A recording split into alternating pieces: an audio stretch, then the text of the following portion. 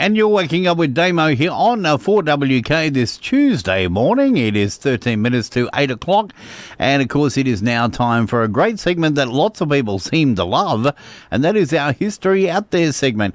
Harold Peacock is joining us today live from South Yarra in Melbourne. Good morning, Harold. Good morning, Damo. Yes, I'm in South Yarra researching yet another fantastic story from the Darling Downs. I'll go anywhere for a good story. You go everywhere, don't you? Oh, that's right. And in South Yarra, it's cold and wet, so it's not quite the Queensland weather, but hey, I'm coming back soon, don't worry. Typical Melbourne day, really, isn't it? It is. Wait a minute, it'll be fine. Yeah, that's right, exactly. Now, you've been researching about this Toowoomba woman who over 100 years ago was the peak of Australian high society. Yeah, that's right, and that's what's led me here to South Yarra. You see, I'm researching the Queensland sisters, Edith Maud Harris and Jane Evelyn Harris. Now, they came from convict stock, grew up in colonial Queensland, and although taking very different paths via South Yarra and Toowoomba, both reached the peak of Australian society. Now, at the time of Federation, that's in 1901, Edith Maud Harris lived in Toowoomba and Jane Evelyn Harris here in South Yarra. So from the south and to the north of Australia and the east coast, they were the belles of the society parties. Now, their father, George Harris, and their maternal grandfather, George Thorne Sr., were Queensland parliamentarians, and an uncle, George Thorne Jr., was Queensland Premier. Wow. Now, they were born in the family home of Newstead House. Now, as you may know, that home was built in 1846 and today is heritage listed and the oldest surviving home in Brisbane. And just recently reopened. That's right, after a $6.6 million restoration. That's right. This story is about Newstead House as well as Toowoomba and South Yarra. But it was when Jane Evelyn Harris, when she was 18 years old, she married the Queensland pastoralist and another politician, Richard Casey Sr. He was 38 years old and more than double her age. When he died in 1919, Jane was a beneficiary of a fabulous estate valued at more than £100,000 or $52 million in today's money. Wow. And their son, Richard Casey Jr., he became Baron Casey, the 16th Governor-General of Australia.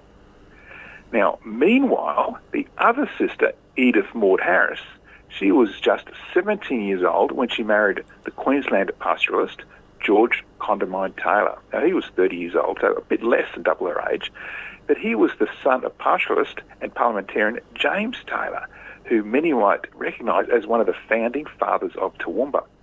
Now, upon George's death in Toowoomba in 1899, Edith inherited slightly less than $2 million, but the estate included the historic Bellevue homestead at Cominia, which is still there today, and another heritage-listed home. Now, Edith was independently wealthy and still a young woman of 33, so was very eligible to marry again. And all of the rich bachelors in the colony would make a great match.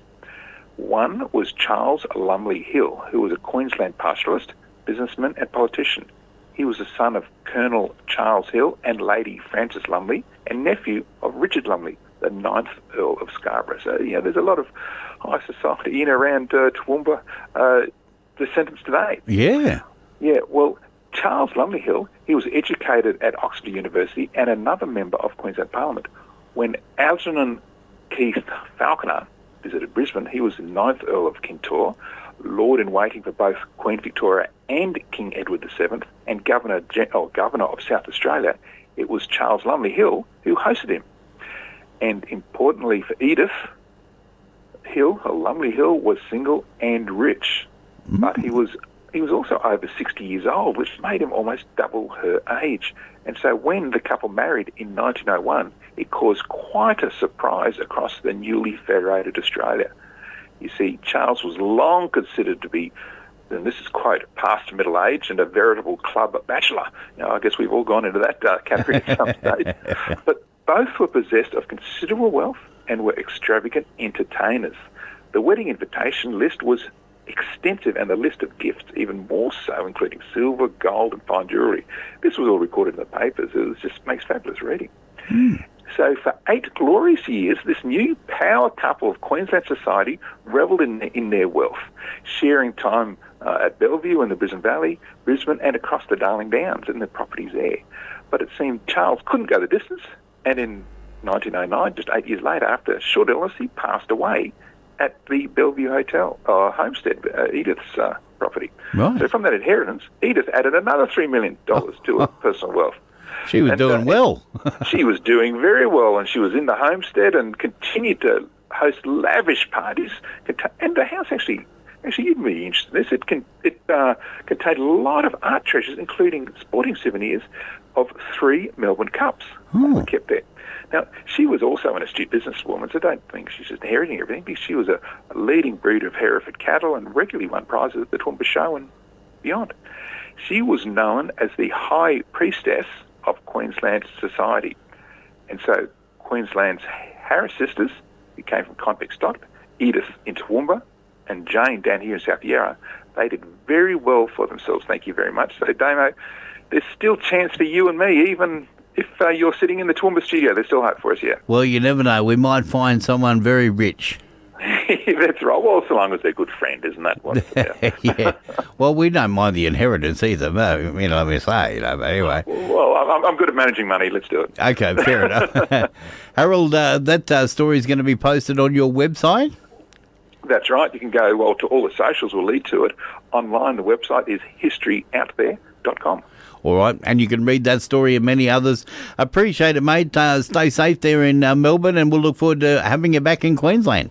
You just try and stop me. Fantastic. Thanks, Harold. Have a good one. There he is, Harold Peacock, and you can jump onto that website, historyouthere.com, to read that story and many others. We'll take a break. Back with more in a minute.